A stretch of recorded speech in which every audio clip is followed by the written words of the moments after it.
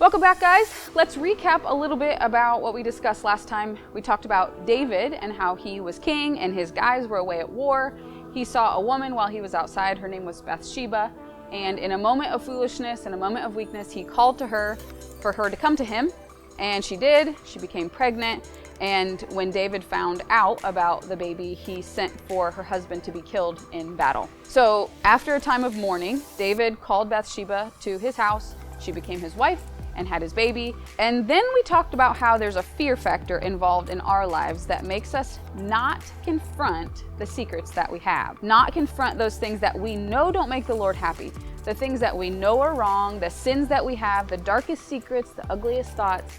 There's a fear that makes us just try to cover it up and push it away. We don't want to know what people will think when we actually tell the truth. So the elephant grows and grows and grows, and that's what happened in David's situation. So here's what happened next in that story. There's a man named Nathan. He's a prophet of the Lord. He showed up to David's house, and he went on to tell David a story that kind of seemed a little bit random, but it made sense as time went on. I'm going to read it to you.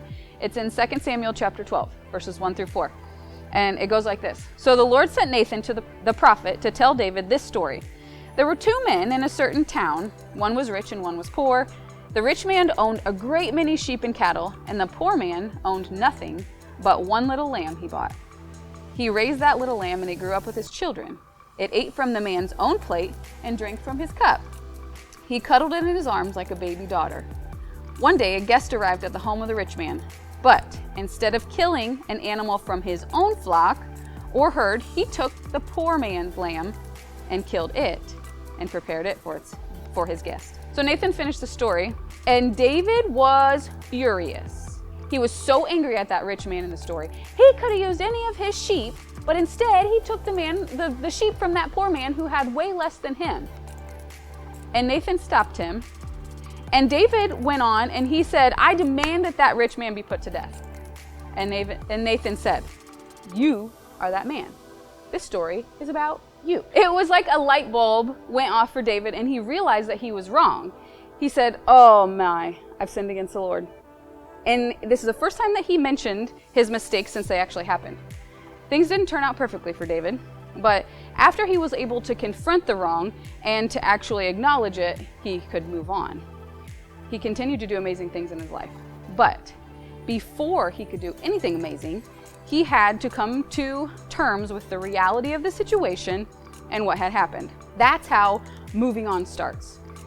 Once the truth is revealed and brought to the light, then the healing process begins. Hiding in the dark takes work, and it hurts, right? Hiding takes a lot of work. Bringing things to the light might feel funny or uncomfortable at first, but it's the first step to healing, and man, is it freeing. So this is David's response after Nathan confronted that situation. It's written in Psalm 51. Have mercy on me, O God, because of your unfailing love. Because of your great compassion, blot out the stain of my sins. Wash me clean from my guilt, purify me from my sin. For I recognize my rebellion, and it haunts me day and night. Against you and you alone have I sinned. I've done what's evil in your sight.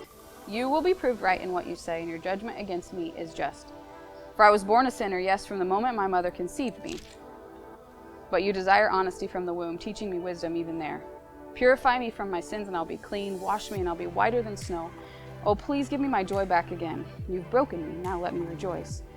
Don't keep looking at my sins. Remove the stain of my guilt, and create in me a clean heart, O God, and renew a loyal spirit within me. That's a little bit different of a tune than the last scripture we read when it said they mourned and then they moved on. David, through Nathan, has really acknowledged what he did and the fact that he was wrong.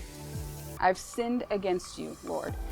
I recognize what I did, and he even goes on to say that it haunts him, right? And then he says, please purify me, make me clean, change my heart. David experienced that. Keeping something in the dark, being in the dark hurts, but bringing things to the light, walking in the truth in the light, that's healing. And just like this story where Nathan was quite instrumental in David's healing, that's how the Lord moves these days as well, quite often. He'll send someone to your path that you can be totally honest with, that you can totally trust, and that they can help you bring things to the light. They're used to bring us back to where we need to be in the Lord. Nathan was that person for God. Maybe you have someone in your mind of who that could be for you. But my recommendation is to start with God. Come back next time and we'll talk some more.